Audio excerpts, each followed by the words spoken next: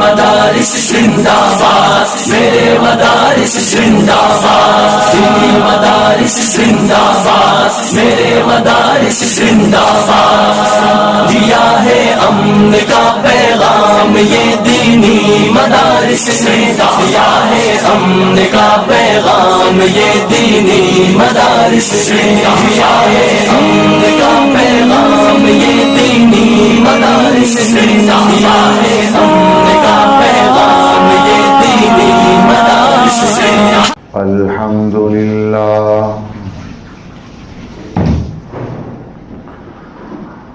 الحمدللہ وکفى وسلام على عباده الذین اصطفى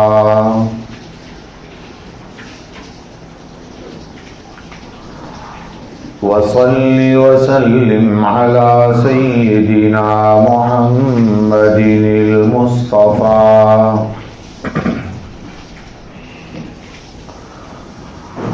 وعلى آله وأصحابه نجوم الهدى وقادة التقى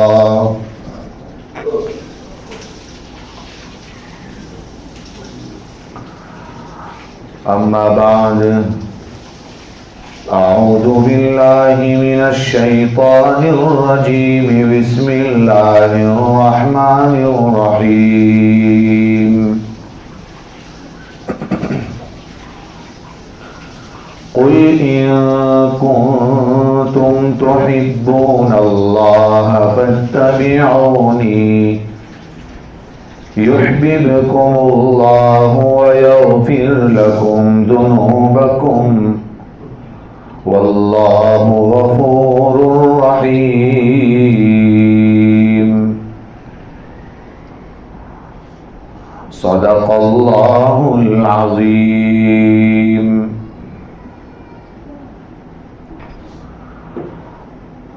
اللهم صل على سيدنا محمد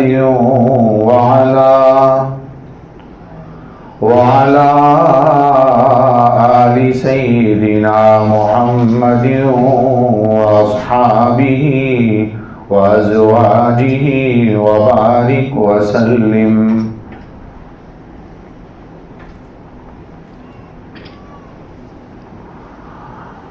بزرگوں اور بھائیوں،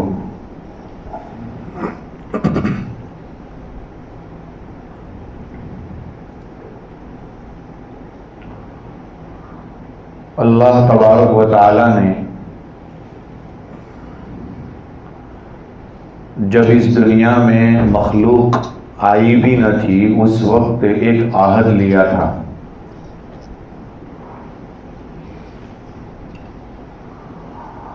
اور اس عہد کا تذکرہ قرآن کریم میں ہے۔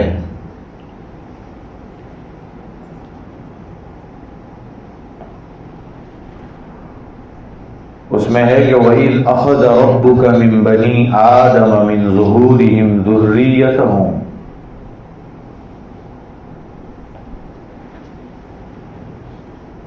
اس وقت کو یاد کرو جب کہ تمہارے رب نے یعنی اللہ تعالیٰ نے تم سے عہد لیا تھا، بنی آدم سے، انسانوں سے، جبکہ ابھی آپ دنیا میں بھی نہیں آئے تھے، ایک بھی شخص دنیا میں نہیں آیا تھا۔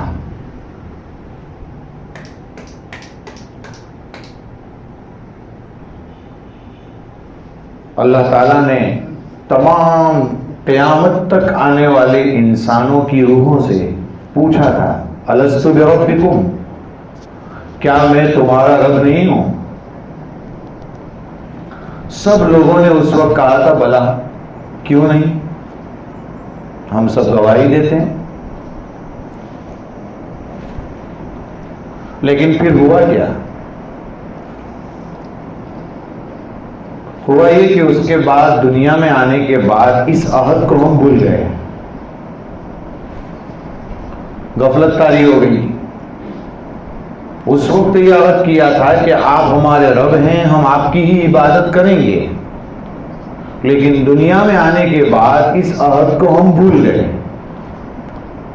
جب بھول گئے تو اللہ تعالیٰ نے اس عہد کو یاد دلانے کے لیے ایک سلسلہ شروع فرمایا جس کو ہم یہ کہتے ہیں نبیوں والا سلسلہ.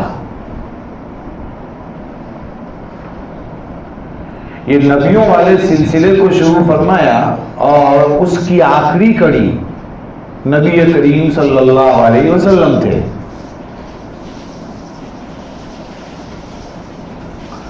اللہ تعالیٰ نے ہم سب کو بہت ساری نعمتوں سے نوازا ہے. اتنی نعمتیں دی ہے کہ ہم اس کا شمار نہیں کر سکتے. وَإِن تَعُدُّوا نِعْمَةَ اللَّهِ لَا تُحْصُوهَا. اگر تم اللہ تعالیٰ کی نعمتوں کو گننا چاہو گے تو گن نہیں سکتے. چاہے انسان کو جتنی بھی نعمتیں ملی ہوں ان میں سب سے بڑی نعمت کیا ہے؟ فرمایا سب سے بڑی نعمت بشیر اور نذیر رحمت للعالمین ہم سب کے نبی کریم صلی اللہ علیہ وسلم کا دنیا میں آنا ہے. یہ سب سے بڑی نعمت ہے.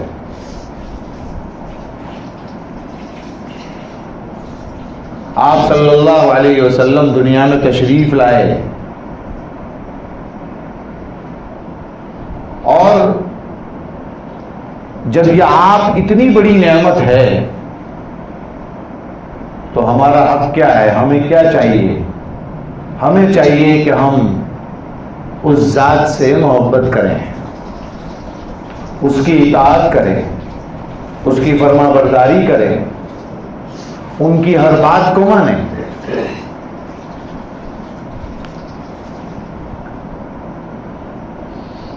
جب نبی کریم صلی اللہ علیہ وسلم اتنے بڑے ہیں کہ آپ کے لیے دنیا سجائی گئی، آپ کو پتہ نہیں کتنے کتنے مقامات سے نوازا گیا،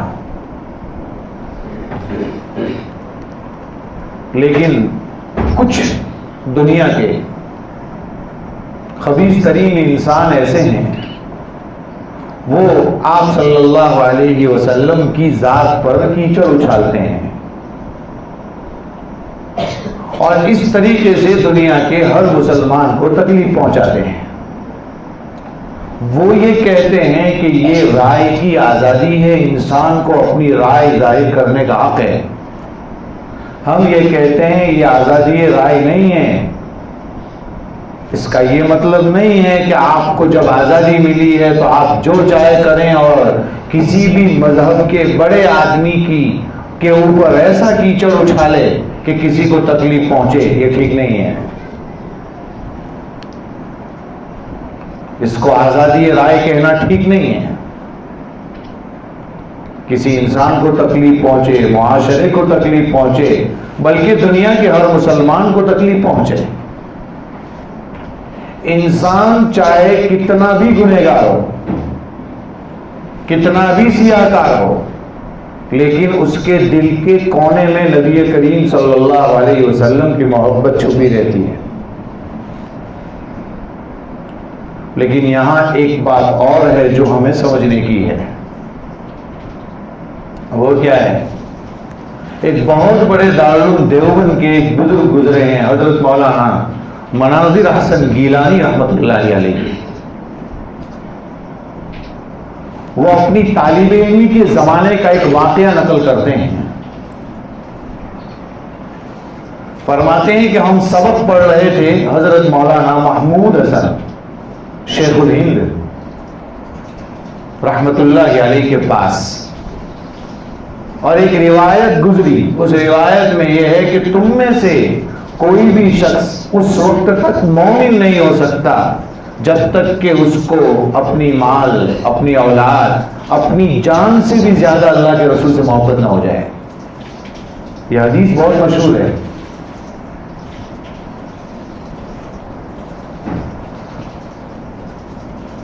تو اس پر طلباء نے، جو سامنے اسٹوڈنٹس بیٹھے تھے، ان میں سے کسی نے یا سب نے مل کر یہ بات کہی کہ حضرت دیکھیں یہی تو وجہ ہے کہ جب بھی اللہ کے رسول صلی اللہ علیہ وسلم پر کوئی تھوڑی سی بھی الٹی سیدھی بات کر دیتا ہے تو کوئی کیسا بھی مسلمان ہو، چاہے وہ ایک بھی نماز نہ پڑھتا ہو، وہ فوراً کھڑا ہو جاتا ہے اور اس سے برداشت نہیں ہوتا۔ یہ تو دیکھو اللہ کے رسول سے محبت کی وجہ سے ہے نا حضرت۔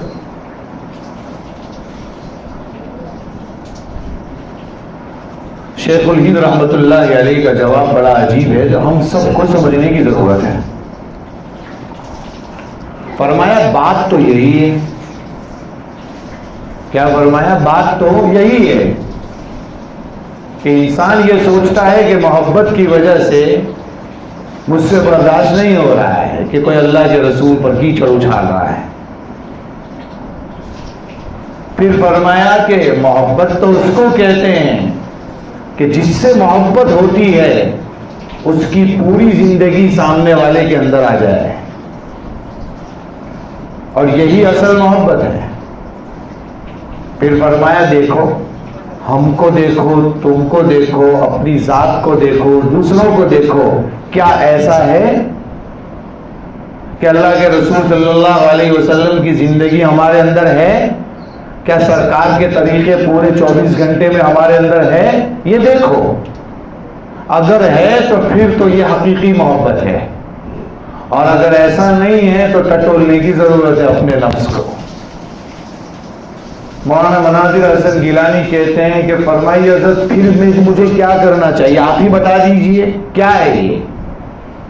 تو مولانا مناظر حسن گیلانی رحمۃ اللہ علیہ کے اس سوال پر حضرت نے فرمایا کہ بالکل یہ بات تو ہے کہ آپ صلی اللہ علیہ وسلم پر کوئی تھوڑا سا کچھ کرتا ہے تو انسان برداشت نہیں کر پاتا، لیکن یہ برداشت سرکار سے محبت کی وجہ سے نہیں، بلکہ یہ برداشت اس لیے نہیں کر پاتا کہ اس کی عزت کے کچرے ہو رہے ہیں، اس لیے کہ وہ یوں کہہ رہا ہے میرے نبی، اور میرے نبی کے ساتھ تم ایسا کرتے ہو، تو وہاں نبی کی وجہ سے نہیں اپنے نفس کی وجہ سے کر رہے ہیں۔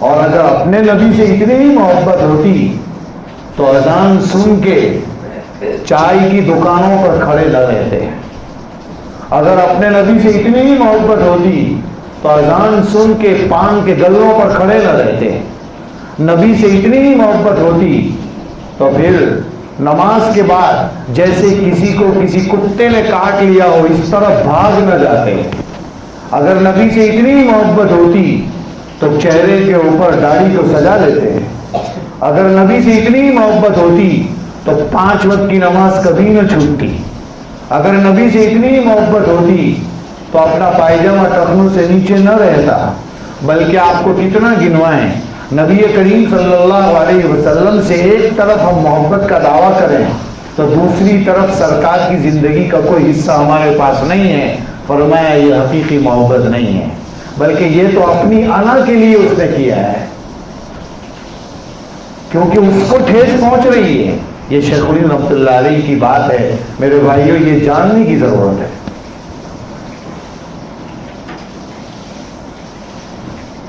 تو نبی کریم صلی اللہ علیہ وسلم کا دنیا میں آنا یہ بہت بڑی نعمت ہے ہم سب کے لیے۔ جب آپ صلی اللہ علیہ وسلم آئے اور آپ نے یہ دین ہم تک پہنچایا، صحابہ کے ذریعے سے، تابعین کے ذریعے سے، تبع تابعین کے ذریعے سے، محدثین کے ذریعے سے، فقہاء کے ذریعے سے جب یہ دین ہم تک پہنچا ہے تو ہمیں چاہیے کہ ہم آپ صلی اللہ علیہ وسلم کے کچھ حقوق ہیں، جیسے انسان کے اوپر اللہ کا ایک حق ہے، فرمایا کہ اللہ کے بعد سب سے بڑا حق اگر کسی کا ہے تو وہ نبی کریم صلی اللہ علیہ وسلم کا ہے۔ موٹے موٹے 5 حقوق یہاں بیان کرنے ہیں مجھے، ویسے تو آپ صلی اللہ علیہ وسلم کے حق تو بہت ہیں، لیکن چند موٹے حقوق، بڑے بڑے حقوق جو ایک دم ضروری ہیں وہ آپ کے سامنے مجھے اس مختصر وقت میں چند منٹوں میں بیان کرنے ہیں۔ سب سے پہلا حق نبی کریم صلی اللہ علیہ وسلم کا ہم پر یہ ہے کہ آپ صلی اللہ علیہ وسلم پر ہم ایمان لائیں، اور ایمان لانے کا مطلب جانتے ہیں؟ ایمان لانے کا مطلب یہ ہے کہ آپ کو ہم اللہ کا بندہ سمجھیں، اس کے ساتھ ساتھ اللہ کا نبی اور رسول سمجھیں، اس کے ساتھ ساتھ آخری نبی سمجھیں، آپ کے بعد کوئی نبی نہیں آئے گا. یہ ہے اللہ کے رسول صلی اللہ علیہ وسلم پر ایمان لانا. اور ایمان کامل کسے کہتے ہیں؟ فرمایا کہ ایمان کامل یہ ہے کہ اس کو اعمال کرتے ہوئے مٹھاس محسوس ہو، حلاوت محسوس ہو. حدیث میں آتا ہے ذاق طعم الایمان من رضی باللہ ربا وبالاسلام دینا وبسیدنا محمد صلی اللہ علیہ وسلم نبیا ورسولا.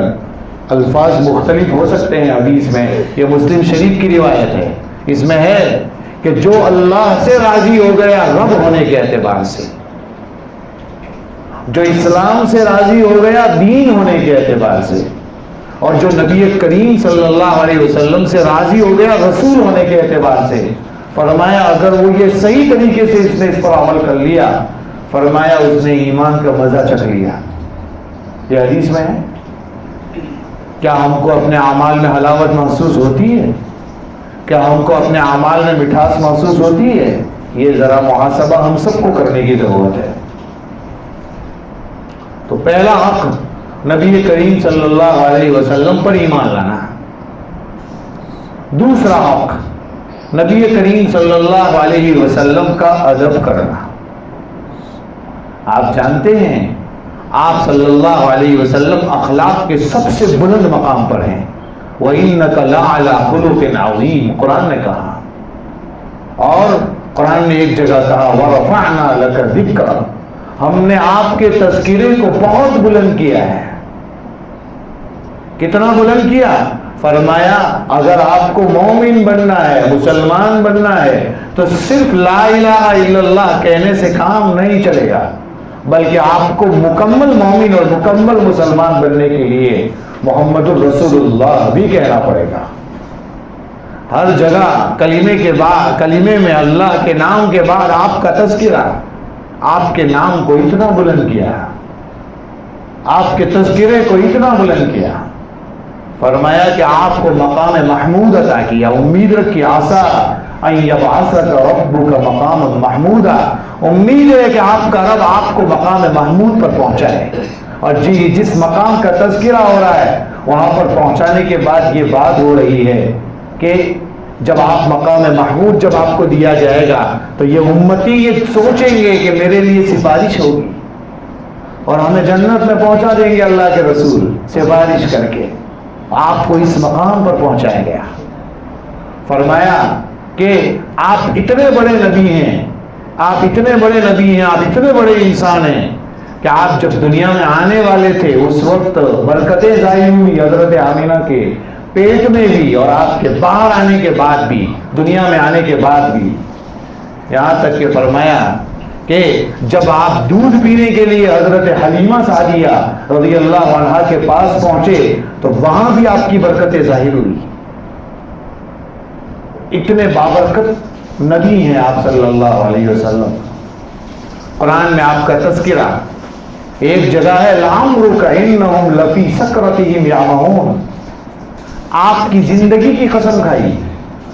امام طبری نے حضرت عبداللہ ابن عباس رضی اللہ تعالیٰ عنہما سے ایک بات نقل کی ہے، اور وہ یہ فرماتے ہیں حضرت عبداللہ ابن عباس رضی اللہ تعالیٰ عنہما پچھلے نبیوں میں کوئی نبی ایسا نہیں آیا جس کی زندگی کی قسم اللہ تعالیٰ نے کھائی ہو.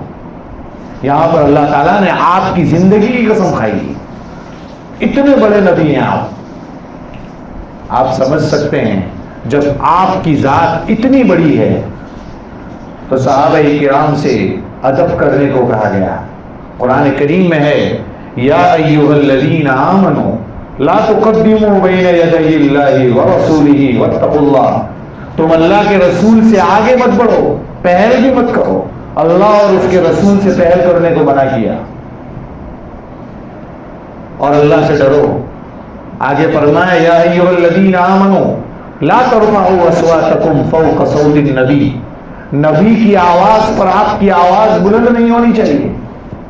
پہلی آیت میں یہ کہا تھا آگے نہیں بڑھنا ہے، مطلب جب آپ صلی اللہ علیہ وسلم چل رہے ہوں تو آپ کو ان کے پیچھے پیچھے چلنا ہے. جب آپ کھا رہے ہوں تو پہلے آپ کھائیں گے پھر بعد والے کھائیں گے. یہ ادب کرنے کو کہا گیا ہے.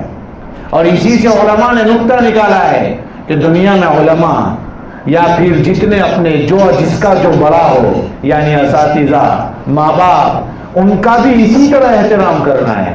یعنی لکھا ہے کہ باپ کے ساتھ جب بیٹا چل رہا ہو تو بیٹے کو چاہیے کہ باپ سے آگے نہ چلے, باپ سے پیچھے چلے. یہاں سے نقطہ نکالا ہے علماء نے. میرے بھائیوں, یہاں فرمایا کہ نبی کی آواز پر کسی کی آواز بلند نہ ہو. حضرت عمر رضی اللہ تعالیٰ عنہ کی آواز بہت بلند تھی. جب یہ آیت اتری تو حضرت عمر رضی اللہ تعالیٰ نازل ہوئی تو حضرت عمر رضی اللہ تعالیٰ عنہ اس کے بعد اس آیت پر عمل کرنے کے لیے اتنے پریشان تھے کہ بہت آہستہ بولتے تھے. جب کوئی بات سرکار سے کہنی ہوتی تو سرکار کان لگا کر سنتے تب بھی سمجھ میں نہ آتی. تو آپ پوچھتے کہ عمر کیا بول رہے ہیں؟ اور میں اللہ کے رسول یہ کہہ رہا ہوں. کہا اتنی آہستہ, کہا کہ اس آیت کے بعد ہمت نہیں ہے کہ میں زور سے بولوں آپ کے ساتھ. جبکہ بلندی خود بخود تھی, وہ بے ادبی نہیں کر رہے تھے, ان کی آواز میں ہی بلندی تھی, لیکن تب بھی ڈر لگتا تھا. آج میرے بھائیوں ہمارے یہاں سے خوف ختم ہو چکا ہے, ڈر ختم ہو چکا ہے. جب کسی کو یہ کہتے ہیں یہ چیز حرام ہے تو فوراً جواب دیتا ہے آپ میری قبر میں آنے والے ہیں. یہ ڈر نہیں ہے میرے بھائیوں. آج یہ چیز ختم ہو گئی. صحابہ کرام کے کامیاب ہونے کی سب سے بڑی نشانی یہ ہے کہ حکم آتا تھا تو فوراً عمل کرتے تھے. نہیں جانتے آپ, شراب دھیرے دھیرے حرام ہوئی تھی, ایک دم سے حرام نہیں ہوئی تھی. یہی تو علماء نے لکھا ہے کہ کوئی آدمی 10 سال سے نماز نہ پڑھتا ہو, مسجد میں آ جائے نا تو پہلے دن فتوے نہیں بتائے جاتے. پہلے دن یہ نہیں کہا جاتا آپ کا پائجامہ ٹکنے سے نیچے ہے, آپ آستین کیسی پہن کر آئے ہیں, آپ کی ٹی شرٹ دیکھیے, یہ نہیں کہا جاتا. بلکہ آپ دھیرے دھیرے اس کو مسجد کے ماحول میں آنے تو دو, پھر آپ اسے سمجھاؤ کہ کیا کرنا ہے. شراب جو ان کی گھٹیوں میں پڑی ہوئی تھی عرب کی, ایک دن میں حرام ہو جاتی شاید مشکل تھا. پہلے فرمایا گندا ہے, اچھا نہیں ہے, دھیرے دھیرے فرمایا اس کے قریب نہ ہو, کہیں فرمایا نماز میں قریب نہ ہو, یعنی نماز کی حالت میں مت پیو. یہ سب کرتے کرتے کافی عرصہ گزرا. حضرت عمر فرمایا کرتے تھے اللہم بین لنا بیانا شافیا, اے اللہ ہمارے سامنے شراب کے بارے میں کوئی واضح حکم اتار دے, ہمیں سمجھ میں نہیں آ رہا ہے کہ پینا ہے کہ نہیں پینا ہے. جب حکم آ گیا حرمت علیکم الخمر, تم پر شراب حرام کر دی گئی. حضرت انس رضی اللہ تعالیٰ عنہ بہت چھوٹے تھے, اپنے سوتیلے والد حضرت ابو طلحہ رضی اللہ عنہ کے گھر پر تھے. سب بیٹھے ہوئے تھے شراب کا جام لے کر, سب کے ہاتھ میں گلاس تھے, حضرت انس پلا رہے تھے, اور باہر کسی نے آواز لگائی اسی کی کہ شراب حرام ہوئی ہے. اس وقت یہ کوئی مائک سسٹم نہیں تھے, سرکار کا کوئی پیغام ہوتا تو کسی محلے میں جا کر پہنچایا جاتا. محلے محلے لوگ پکارتے ہیں, جیسے آج کل کسی کا انتقال ہوتا ہے تو محلے محلے بولنے والا آتا ہے, تو کہاں وہاں محلے محلے لوگ بولنے والے جاتے تھے کہ یہ سرکار کا حکم, یہ قرآن کی آیت اتری ہے, یہ پیغام آیا ہے. تو وہ پیغام سنانے والا کوئی آیا تھا. حضرت انس سے لوگوں نے کہا جاؤ نا, کیا کہہ رہے ہیں سنو تو صحیح. وہ باہر جا کر وہ سن کر آئے, اور آنے کے بعد فرمایا کہ یہ اعلان ہوا ہے کہ شراب آج سے اسی وقت سے حرام ہو چکی ہے. کہتے ہیں کہ جس کے ہونٹ سے گلاس لگا ہوا تھا وہ پینے جا رہے تھے, حکم آتے ہی وہ نکال دیا, ہٹا دیا.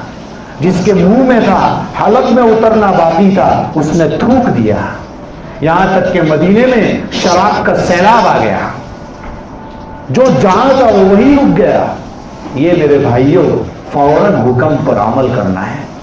پتہ نہیں مؤذن نے کتنی مرتبہ پکارا ہے آ جاؤ نماز کی طرف, آ جاؤ کامیابی کی طرف.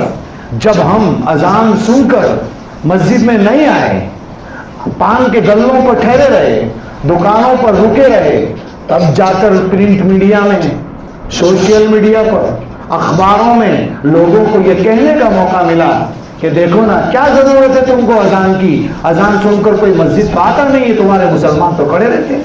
یہ موقع ہم نے دیا ہے میرے بھائیوں. اس لیے حقیقی محبت یہ نہیں ہے نبی کریم صلی اللہ علیہ وسلم سے. سچی محبت میرے بھائیوں یہ ہے کہ آپ کی زندگی ہماری زندگیوں میں آ جائے. یہ سچی محبت ہے. تو میں یہ عرض کر رہا تھا کہ نبی کریم صلی اللہ علیہ وسلم کے جو حقوق ہیں اس میں دوسرا حق ہے آپ کا ادب کرنا. اور آپ کے ادب کے ساتھ ساتھ پھر دنیا میں جتنے ہمارے بڑے ہیں ان کا بھی ادب کرنا ضروری ہوگا. تو ایک بچے کو چاہیے کہ اپنے استاد کا ادب کرے, ایک بیٹے کو چاہیے کہ اپنے باپ کا ادب کرے, اپنی ماں کا ادب کرے. یاد رکھیے جب باپ اپنے بیٹے کو صحیح تعلیم دے گا نا تو بیٹا اپنے باپ کا ادب کرے گا, اور اگر باپ ہی صحیح تعلیم نہیں دے گا نا تو پھر بیٹا باپ کا کبھی ادب نہیں کرے گا. یہ بہت ضروری ہے. اور آگے چلتے ہیں. نبی کریم صلی اللہ علیہ وسلم کا تیسرا حق کیا ہے ہم پر؟ فرمایا آپ پر درود بھیجنا. درود بھیجنے کا بڑا مسئلہ ہے, بہت بڑی پریشانی ہے. اگر ہم میں سے پوچھ لیا جائے کل مغرب کے بعد سے جمعہ شروع ہو گیا تھا, ابھی آج مغرب پر جمعہ ختم ہو جائے گا. جمعہ کی رات بھی بڑی اہم ہوتی ہے, جمعہ کا دن بھی بڑا اہم ہوتا ہے. اگر کسی کو کھڑا کر کے پوچھا جائے کہ بتائیے کس نے 300 مرتبہ درود پڑھا ہے, شاید 2-4 نکل آئیں گے. کیا یہی حق ہے؟ اللہ کے رسول صلی اللہ علیہ وسلم ایسی ہستی ہے کہ قرآن کریم میں ہے ان اللہ وملائکتہ یصلون علی النبی. اللہ اور اس کے فرشتے آپ پر درود بھیجتے ہیں. اللہ تعالیٰ کے ساتھ بھی یصلون ہے, فرشتوں کے ساتھ بھی یصلون ہے. اور پھر آگے کیا فرمایا؟ یا ایھا الذین آمنوا, اے ایمان والو, صلو علیہ وسلموا تسلیما, آپ بھی درود بھیجو, آپ بھی سلام بھیجو. یہ کہا ہے, اسی لیے ہم تو اپنی زبانوں سے کیا درود بھیج پائیں گے, ہم گنہگار ہیں. اس لیے ہم بھی کیا کہتے ہیں؟ اللہم صلی علی محمد, یعنی ہم یہ کہتے ہیں اللہ ہم تو کیا ڈائریکٹ بھیجیں گے, اے اللہ آپ ہی ہماری جانب سے بھیج دیجیے محمد صلی اللہ علیہ وسلم پر, کہتے ہیں نا. تو ہم کو کتنا درود پڑھنا چاہیے؟ فرمایا جمعہ کے دن کی کم سے کم مقدار 300 ہے, زیادہ سے زیادہ مقدار 3000 ہے, پڑھنا چاہیے. اگر ہم درود نہیں پڑھتے تو کیا ہم سرکار سے محبت کرتے ہیں؟ آپ کتابوں میں واقعات تو دیکھیں, حدیث میں آتا ہے کہ جو شخص ایک بار اللہ کے رسول پر درود بھیجتا ہے تو اس کے لیے 10 رحمتیں اترتی ہے. بہت مشہور بات ہے. آپ ذرا کاؤنٹ کیجئے, میں جو ہے میتھمیٹکس تو آپ اچھی طرح جانتے ہوں گے کہ حساب کیسے ہوتا ہے. ایک بار پر 10 مرتبہ ہے تو 10 بار پر کتنی مرتبہ ہوگا؟ 100 بار ہوگا. 100 رحمتیں اترے گی, یعنی 10 بار درود پڑے گا تو 10 بار پر اس کو کتنی رحمت اترے گی؟ اس کے گھر میں 100 رحمتیں اتر جائے گی. اور اگر 100 مرتبہ پڑے گا تو کتنی رحمتیں اترے گی؟ 1000 اترے گی. 300 مرتبہ پڑے گا تو 3000 اتر جائے گی. 3000 رحمتیں, گھر میں 4 آدمی 300 مرتبہ پڑھے تو کتنی ہزار رحمتیں اترے گی؟ 12000 رحمتیں اترے گی. جس گھر میں 300 بار درود پڑھنے والے 4 لوگ ہوں تو 12000 رحمتیں اس کے گھر میں اتر جائے گی. لیکن پڑھے تب نا, پڑھتے ہی نہیں ہیں. اور پھر کہتے ہیں مجھے اللہ کے رسول سے محبت ہے. میرے بھائیوں, ٹٹولنے کی ضرورت ہے. اب 12000 جس کے گھر میں رحمتیں اترتی ہو, کیا اس گھر میں روزی کے لالے پڑیں گے؟ نہ. کیا اس گھر میں کوئی جادو کرے گا؟ نہ. کیا اس گھر میں کوئی بیماری آئے گی؟ نہ. ایسا نہیں ہوتا ہے میرے بھائیوں. آپ کر کے تو دیکھیں. آج کل کھانسی بھی ہوتی ہے تو لوگ کہتے ہیں ذرا چیک کرو نا, کسی نے کچھ کر دیا ہے میرے گھر میں. یہ کچھ نہیں کیا ہے. آپ نے اللہ کی طرف کتنا رخ کیا ہے, آپ کتنے متوجہ ہوئے ہیں اللہ کی طرف, آپ نماز کتنی پڑھتے ہیں, یہ نہیں سوچتا کوئی نہیں کرتا. اور انسان بس اسی میں پڑا رہتا ہے کہ یہ چیک کر لو, وہ چیک کر لو, یہ کر لو, وہ کر لو. ارے میرے بھائیوں, اس دور میں بھی اگر انسان اللہ کی طرف متوجہ ہو جائے گا نا, وہ ذات ایسی ہے ہزاروں قتل کرنے والوں کو لمحوں میں معاف کر دیتا ہے. ہم متوجہ ہو کر تو دیکھیں. ہم نے تو پڑھا ہے نا کہ انسان چل کر جاتا ہے تو اللہ دوڑ کر آتا ہے. تو ہم کیوں نہ متوجہ ہو جائیں. آج ہم متوجہ نہیں ہیں میرے بھائیوں. یہ جو کچھ حالات ہیں نا, اس میں بہت بڑی کوتاہی ہماری. ہم دوسرے کسی کو ڈوز کیوں دیں, ہم دوسرے کسی کو برا کیوں کہیں. کم سے کم اپنے آپ کا ہی سوچ لیں. ہم کیا کر رہے ہیں, ہم نے کتنا عمل کیا, ہم نے سرکار کی سیرت کو غیروں تک کتنا پہنچایا. ہم نے سرکار کے طریقوں کو خود اپنے اندر کتنا اپنایا؟ جب ہم اپنائیں گے نا کسی کو کیا موقع ہوگا؟ یہ مسجدوں کے مسائل چل رہے ہیں نا اس وقت، بہت چل رہے ہیں، جہاں دیکھو وہاں یہ کھدائی کی بات ہو رہی ہے، فلانا ہو رہا ہے۔ یہ کیوں ہو رہا ہے؟ ہم مسجدوں سے دور ہیں، اس لیے ہم مسجدوں کو آباد کریں۔ اس گھر میں چور نہیں آتا جو گھر آباد ہو، ڈاکو نہیں آتے جو آباد ہو۔ ہم نے مسجدوں کو آباد ہی نہیں کیا میرے بھائیوں۔ بہرحال درود شریف کثرت سے پڑھیں، صرف بیان نہ سنیں۔ بیان تو لوگوں کے بہت سنتے ہیں لوگ، اصل تو عمل ہے۔ اگر عمل نہیں ہے تو بیان سننا کسی کام کا نہیں ہے۔ تو سرکار کا تیسرا حق درود شریف، آخری بات کہہ کر اپنی بات ختم کر دوں، وقت ہو چکا ہے، جو ہے نبی کریم صلی اللہ علیہ وسلم کا چوتھا حق ہم پر ہے کہ ہم اللہ کے رسول صلی اللہ علیہ وسلم سے سچی پکی محبت کریں۔ اور محبت کیوں نہ کریں؟ یہ وہ ذات ہے جس کے ایک ایک عضو کا تذکرہ قرآن کریم میں ہوا، سرکار ہی کے لیے دنیا سجائی گئی۔ اسی لیے تو صحابہ کرام میں حضرت عمر رضی اللہ عنہ نے ایک دن کہہ دیا کہ اللہ کے رسول، مجھے دنیا میں سب سے زیادہ اگر کسی سے محبت ہے تو آپ سے ہے، لیکن آپ سے زیادہ اگر محبت ہے تو میری جان سے ہے۔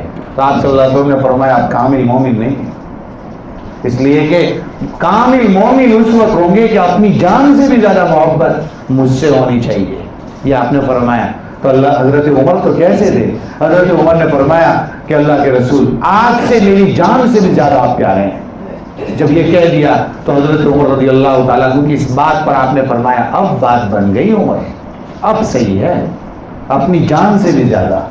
میرے بھائیوں، یہی تو وجہ ہے کہ آج دنیا میں دیکھیں کون ایسا مومن ہے جو کتنا بھی سیاہ ہو لیکن اس کے سینے میں سرکار کی محبت چھپی رہتی ہے، کچھ نہ کچھ تو چھپی رہتی ہے، چاہے کچھ بھی ہو۔ میرے بھائیوں، ہمیں چاہیے کہ محبت صرف زبان سے نہ کریں بلکہ آپ کے طریقوں کو اپنانا، یہ سچی محبت ہے۔ آپ کی زندگی کو اپنی زندگی میں اتارنا، یہ سچی محبت ہے۔ صحابہ میں حضرت عمرو بن عاص رضی اللہ تعالیٰ عنہ فرماتے ہیں کہ اللہ کے رسول صلی اللہ علیہ وسلم سے اتنی محبت تھی کہ میں سرکار کو اپنی پوری زندگی میں منہ بھر کر اور آنکھ بھر کر دیکھ بھی نہیں پایا۔ اگر مجھے کہہ دیا جائے کہ سرکار کا چہرہ بیان کرو تو حضرت عمرو بن عاص کہتے میں نہیں بیان کر سکتا، میرے اندر طاقت نہیں تھی کہ میں سرکار کے چہرے کو دیکھ سکوں۔ میں نے آپ کو جو ہے جی بھر کر کبھی نہیں دیکھا۔ میرے بھائیوں، آپ انداز لگائیے، ایک صحابی نے آ کر اللہ کے رسول صلی اللہ علیہ وسلم سے یہ کہا کہ اللہ کے رسول قیامت کب آئے گی؟ تو آپ صلی اللہ علیہ وسلم نے فرمایا آپ نے کیا تیاری کی ہے اس کے لیے؟ فرمایا تیاری تو اللہ کے رسول کچھ نہیں کی ہے، لیکن اتنا ہے کہ مجھے اللہ اور اس کے رسول سے محبت ہے۔ تو آپ صلی اللہ علیہ وسلم نے فرمایا قیامت کے دن جو شخص جس سے محبت کرے گا اسی کے ساتھ ہوگا۔ حضرت انس رضی اللہ تعالیٰ عنہ فرماتے ہیں کہ اسلام لانے کے بعد اتنی خوشی کبھی نہیں ہوئی جتنی خوشی سرکار کے اس جملے سے ہوئی کہ آپ نے یہ فرمایا کہ جو جس سے محبت کرے گا اسی کے ساتھ ہوگا۔